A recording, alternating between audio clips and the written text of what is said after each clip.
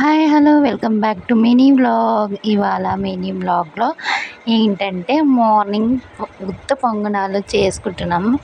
So ఒక దోశ పిండి batter అనేది ఉంది అనమాట. సో బ్యాటర్లో కొంచెం ఉప్పు సోలా పొడి వేసుకుంటున్నాం. సో ఉప్పు సోలా పొడి వేసుకుంటే ఏం బాగుంటుంది చెప్పండి. సో దాంట్లో కొంతమంది ఏం చేస్తారంటే శనగబ్యాలు ముందుగానే నానబెట్టుకొని సోక్ చేసుకొని వేసుకుంటారు. సో నేనైతే ఓపిక లేక నేను ఓన్లీ ఆనియన్స్ ఒకటే వేసుకొని కలుపుకుంటున్నాను అనమాట.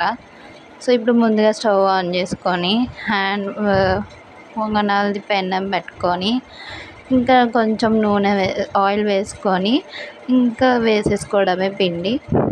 సో ఈ బ్యాటర్లో కొంచెం కొత్తిమీర శనగబ్యాలు అవి కలిపి వేసుకుంటే ఇంకా బాగుంటుంది. సో ఓపిక లేక సింపుల్గా ఆనియన్స్ వేసుకొని ఇలా బ్యాటర్ని పొంగనాలకి వేసుకుంటున్నాను. సో కొంచెం మూత పెట్టి ఒక 5 నిమిషాలు ఇలా తీసేస్తే పొంగనాలు అనేది రెడీ అయిపోతుంది.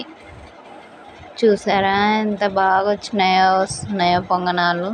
ఇంకా ప్లేట్లోకి సర్వ్ చేసుకొని తినేయడమే. మా హస్బెండ్కి చాలా బాగా నచ్చింది.